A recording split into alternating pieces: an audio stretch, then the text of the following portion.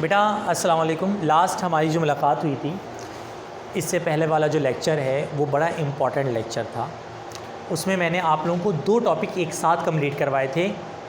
एक टॉपिक था dot product, और जिसको डॉट प्रोडक्ट का एक और नाम क्या होता है? Scalar product. Very good. एक टॉपिक था डॉट प्रोडक्ट और एक और टॉपिक था क्रॉस प्रोडक्ट। क्रॉस प्रोडक्ट का एक और नाम होता है वेक्टर प्रोडक्ट। तो अब मैंने डॉट प्रोडक्ट और क्रॉस प्रोडक्ट का टॉपिक करवाया था। अब जो डॉट प्रोडक्ट और जो क्रॉस प्रोडक्ट है, उस टॉपिक को करवाने के बाद या उस टॉपिक को समझाने के बाद आज हम जो करने जा रहे हैं या आज हम जो पढ़ने जा रहे हैं वो उसकी प्रॉपर्टीज़ के प्रूफ हैं। आपको याद होगा मैंने जब डॉट प्रोडक्ट क्रॉस प्रोडक्ट पढ़ाया होगा तो मैंने कहा होगा यार एक पेज छोड़ दो, एक पेज छोड़ दो। अब ये पेज जो थे वो कंप्लीट हो गए। अब आप लोगों ने ये आगे से काम करना है। यानी अगर थोड़ी बहुत लाइनें बच भी गई हैं डॉट प्रोडक्ट और क्रॉस प्रोडक्ट में तो इट्स ओके, आप बस आगे सब कंटिन्यू कर सकते हैं। वो जो पेजेस का काम था वो कंप्लीट हो चुका है, क्योंकि मैंने डॉट प्रोडक्ट और क्रॉस प्रोडक्ट इतने प्यार मोहब्बत से पढ़ाया है कि अगर कोई डॉट प्रोडक्ट को तरीके से याद कर ले तो खुद ब खुद उसे क्रॉस प्रोडक्ट भी क्या हो जाएगा, याद हो जाएगा। ठीक है, तो डॉट प्रोडक्ट और क्रॉस प्रोडक्ट के बाद आज हमें 2 प्रूफ करने हैं। आपको याद होगा मैंने प्रॉपर्टीज़ बताते पढ़ाया था कि A dot B dot A के बराबर होती है। याद है मैंने कहा था A dot B is equal to B dot A dot B dot A के बराबर होता है। जब प्रॉपर्टीज़ में पढ़ाता हूँ वहाँ पे बताया होगा मैंने। और बिल्कुल इसी तरीके से मैंने एक और बात बताई होगी कि ए क्रॉस बी क्रॉस ए के बराबर। आज हमें वही प्रूफ करना है। करें? चलो तवज्जो के साथ ज़रा सुनिएगा। Commutative property for dot product करवाने जा रहा हूँ। सबसे पहली बात तो यहाँ पे क्या करेंगे आप, कंसीडर 2 वेक्टर्स। सिर्फ अभी फोकस करके रखिएगा। Consider 2 vectors A and B which are making an angle theta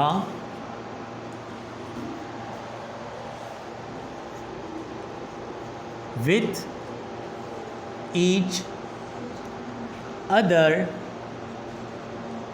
as shown in figure। आप कहेंगे भाई साहब क्या मतलब, समझाता हूँ। सबसे पहले आपने 2 वेक्टर्स कंसीडर कर लेने। एक वेक्टर आपका ए और एक वेक्टर आपका बी। अच्छा, ए से बी का अगर एंगल थीटा है तो बी से ए एंगल क्या होगा, माइनस में हो जाएगा, माइनस थीटा। अगर ए से बी एंगल थीटा है तो बी से ए एंगल क्या होगा, माइनस थीटा। शिफ्टिंग हो गई ना, रिवर्स हो गया एंगल। ऐसे ही भाई साहब अब ज़रा सुनिएगा तवज्जो के साथ। Consider 2 vectors A and B which are making an angle theta with each other as shown in figure. अब मैं जो करने जा रहा हूँ उसे समझिएगा। हमें ए डॉट बी और बी डॉट ए को प्रूफ करना है। तो सबसे पहले हम निकालेंगे यहाँ पे ए डॉट बी। सबसे पहले हम क्या निकालेंगे, ए डॉट बी। बताओ ए डॉट बी क्या होगा, ए बी कॉस थीटा। अगर ये लेक्चर डायरेक्ट देख रहे हैं या लेक्चर आप लोग डायरेक्ट सुन रहे हैं तो पहले इससे पहले वाला लेक्चर सुन लीजिएगा, फिर ये टॉपिक सही से समझ में आएगा। ए डॉट बी क्या होता है, ए बी कॉस थीटा। जिन्हें ये लेक्चर देखे हैं उन सबको पता है A dot B A B cos theta होता है। इसको हमने नाम दे दिया इक्वेशन नंबर किसका बेटा, 1। अब हम करेंगे क्या करेंगे नाउ। अब आप ए डॉट बी के बाद क्या निकालोगे भाई साहब, बी डॉट ए। मुसलमान हो, एक बात बताओ, अगर A dot B A B cos theta है तो बी डॉट ए क्या होगा, B A cos minus theta. Angle theta minus में आ जाएगा। यानी जब A dot B A B cos theta है तो बी डॉट ए क्या होगा, B A cos minus theta. Clear है? कॉस के साथ मतलब थीटा। अब क्योंकि ए बी तो एंगल थीटा था, बी ए का एंगल क्या होगा, माइनस थीटा। तो A dot B A B cos theta, B dot A क्या हो जाएगा, B A cos minus theta. अब एक उसूल याद रखना, ये उसूल याद रखना कि कॉस माइनस थीटा हमेशा कॉस प्लस थीटा के बराबर होता है। आप कहेंगे क्या मतलब सर, तो इसका मतलब तुम्हें पता है कैसे पता चलेगा, कॉस की वैल्यू माइनस में हो या फिर कॉस की वैल्यू प्लस में हो। कॉस की वैल्यू किस में हो, माइनस में, या फिर कॉस की वैल्यू किस में हो, प्लस में बराबर होती है। नहीं समझ में आ रहा तो अभी काम करो, साइंटिफिक कैलकुलेटर निकाल लो। साइंटिफिक कैलकुलेटर में कोई भी अपना लकी नंबर बताओ मुझे जो तुम्हें पसंद हो। 7 है, लकी नंबर 7 है। क्यों है लकी नंबर? ऐसे ही 7 बन। कॉस निकाल लो, जाओ पानी पी के आ जाओ, आने दो। अब बेटा तवज्जो, आप निकाल लो cos 30 निकालो ज़रा, cos 30। जिन गरीबों के पास साइंटिफिक कैलकुलेटर नहीं है उन गरीबों को दिखा दो। 0.866। cos 30 कितना आ रहा है? 0.866। और जिन गरीबों ने दूसरों का माल खा लिया, फ़ौरन से फ़ायदा उठाया, उनकी बीमारी का फ़ायदा उठाते हुए फ़ौरन से कैलकुलेटर हथिया लिया, गलत है। हाँ, तो जब बेइज्जती करते हैं ना तो आ जाता है, क्योंकि तुम लोगों में से कोई भी गरीब नहीं है, मैं अच्छी तरह जानता हूँ।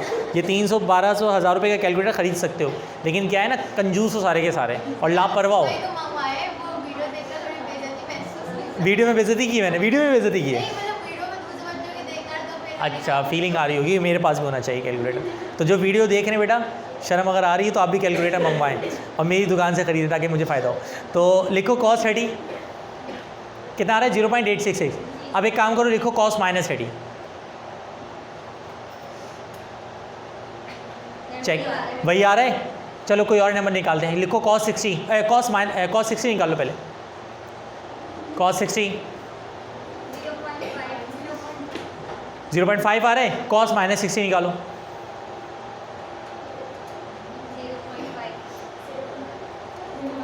0.5। इसका मतलब क्या है? इसका मतलब ये कि वैल्यू इधर प्लस में निकालो या माइनस में निकालो, क्या आ रही है? इक्वल आ रही है। इसका मतलब ये मैं कोड कर सकता हूँ कि cos माइनस थीटा और cos प्लस थीटा आपस में क्या होते हैं? इक्वल होते हैं। तवज्जो, क्या बन जाएगा? b dot A is equal to B A cos minus theta की जगह क्या आ जाएगा? cos plus theta. बताओ, क्लियर हो गया यहाँ तक? भाई साहब क्लियर है यहाँ तक?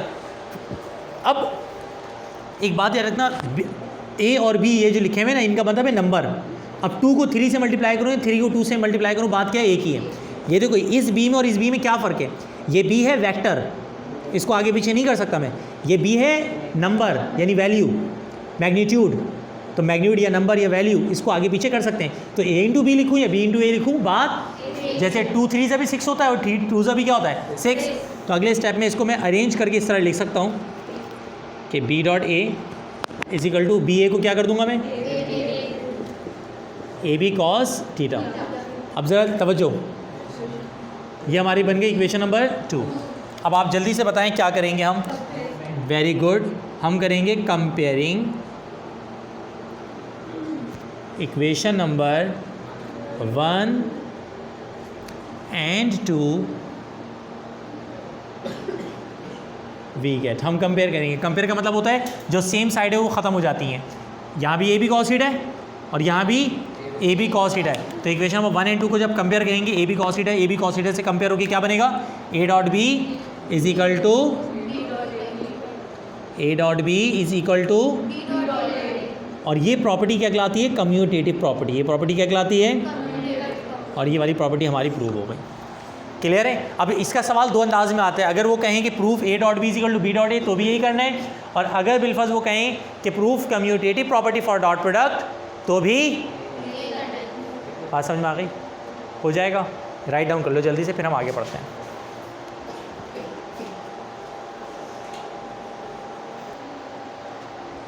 अच्छा, जैसे एक सवाल वो कर रही हैं कि ए बी कॉस थीटा ये कैसे आ गया कंपेयर करके। कंपेयर का ना उसूल साइड पे सीख लो। सपोज़ करो कहीं पे लिखा हुआ है x is equal to Y और कहीं पे लिखा हुआ है c is equal to Y, तो मैं इन दोनों इक्वेशंस को क्या करवा सकता हूँ? कंपेयर, क्योंकि इनकी एक साइड एक जैसी हैं। जो एक साइड एक जैसी वो ख़त्म हो जाती है, कंपेयर करके क्या बन जाएगा? x is equal to c। बिल्कुल इसी तरीके से मैंने यहाँ पे कंपेरिजन किए। ये देखो, ये भी ए बी कॉस थीटा और ये भी ए बी कॉस थीटा। तो ए बी कॉस थीटा से कंपेयर हो गया, क्या बनेगा? A dot B is equal to B dot A. ये इस तरह है, सही है? अच्छा, अब देखो सिलसिले कुछ ऐसे हैं कि अगर बिलफर्ज बात की जाए अगले वाले प्रूफ की, तो अगला वाला प्रूफ जो है ना, मैं यहीं से आपको क्लियर करवा देता हूँ। देखिए, ये हमारे पास क्या प्रूफ था? A dot B is equal to B dot A. मैंने 2 मिनट के अंदर कर लिया, सबने राइट डाउन कर लिया। अगला जो प्रूफ है वो ये नहीं है, बल्कि अगला प्रूफ है कि A cross B is not equal to B cross A cross B is not equal to B cross A. अब ये जो प्रॉपर्टी है कम्यूटेटिव प्रॉपर्टी नहीं कहलाएगी। जिन्होंने पढ़ा है उनको पता है, जिन्होंने कल की क्लास ली है यानी कल का लेक्चर लिया है, ये प्रॉपर्टी क्या कहलाएगी? नॉन कम्यूटेटिव कहलाएगी। मैं इसी पे वो एडिट कर दूंगा, लिखना तुम लोगों है non commutative property for cross product. यहाँ तक मुनासिब है भाई साहब? Commutative property for dot product अब नहीं आएगा, यहाँ पे भी चेंजिंग आएगी। कम्यूटेटिव यहाँ पे क्या आ जाएगा? Non commutative property for cross product. Done है। डेरिवेशन के स्टार्ट बिल्कुल वैसे ही होगा। अब दूसरा प्रूफ भी ऐसे ही हाथ के हाथ हो रहा है। Consider two vector A and B which are making an angle theta with each other as shown in figure. अब ये बताओ, ए डॉट भी निकालेंगे, ए क्रॉस भी निकालेंगे?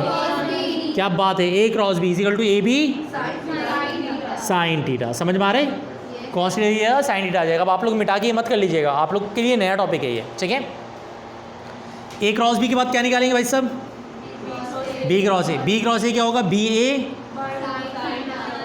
Sign minus theta, B A sine minus theta. अब असल गेम है, अब कैलकुलेटर निकालो ज़रा। जिस तरह हरकतें हम कॉस में कर रहे थे ना, वही साइन के लिए करो ज़रा। लिखो साइन 60 निकालो। अब साइन माइनस 60 निकालो, देख लेना वो माइनस में रहेगा।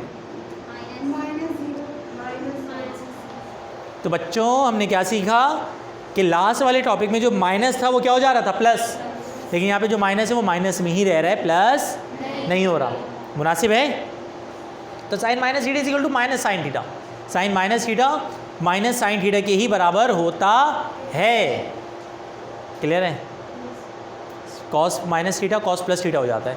तो मैंने लिख दिया था cos minus theta is equal to cos plus theta, लेकिन साइन माइनस थीटा माइनस में ही रहता है। तो अब यहाँ पे अगले स्टेप में लास्ट वाली जो क्लास हुई, मतलब लास्ट वाला अभी जो इससे पहले लेक्चर हुआ, उसमें cos minus theta cos plus theta बन गया था। बट अब sine minus theta minus sine theta ही रहेगा। क्या रहेगा बेटा? Minus sine theta. क्लियर है यहाँ तक? इसके बाद वाला स्टेप सबसे मुश्किल और सबसे इंपॉर्टेंट स्टेप है, क्योंकि उसके बाद आपकी डेरिवेशन वाली भी कंप्लीट हो जाएगी। मुझे एक बात बताएं, यहाँ तक कोई प्रॉब्लम तो नहीं है ना? अगले स्टेप में जी सर मतलब पहले वाले उसके अंदर जो भी माइनस cos थीटा लिखा था, अब इसके अंदर माइनस साइन थीटा लिखेंगे ना, कि ये कैलकुलेटर से मैं यही तो प्रूफ करवा रहा हूँ कि पिछले वाले में cos minus theta cos plus theta बन जा रहा था, यानी माइनस की वैल्यू भी प्लस हो रही थी, तो हमने प्लस करके लिख दिया यहाँ। लेकिन यहाँ पे जो प्लस है वो प्लस ही रह रहा है, लेकिन माइनस क्या रह रहा है?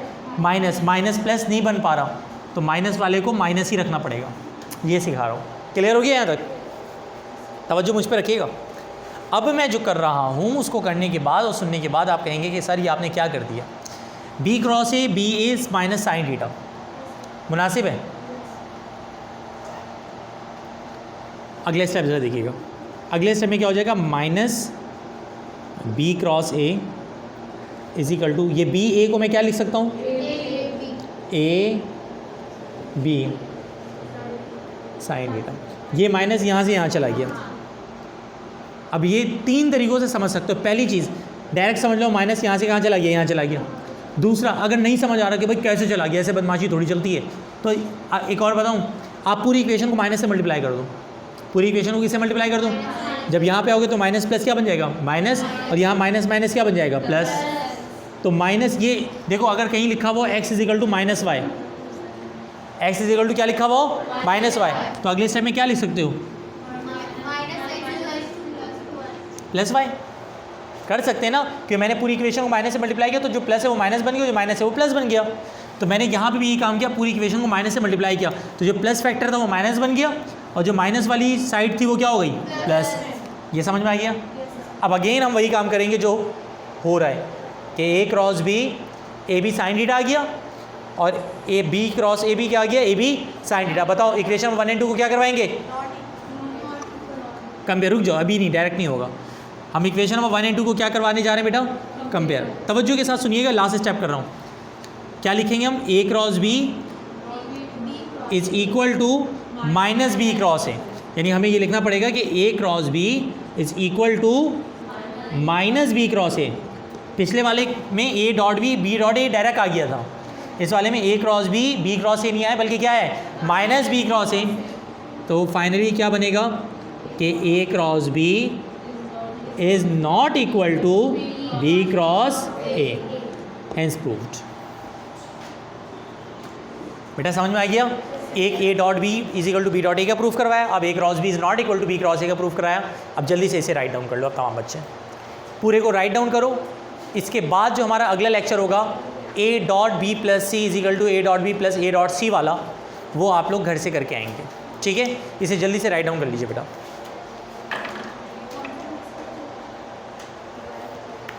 नेक्स्ट क्लास में मुलाकात करेंगे बेटा। अल्लाह हाफिज़, फ़ी अमानिल्लाह, दुआ में याद रखिएगा।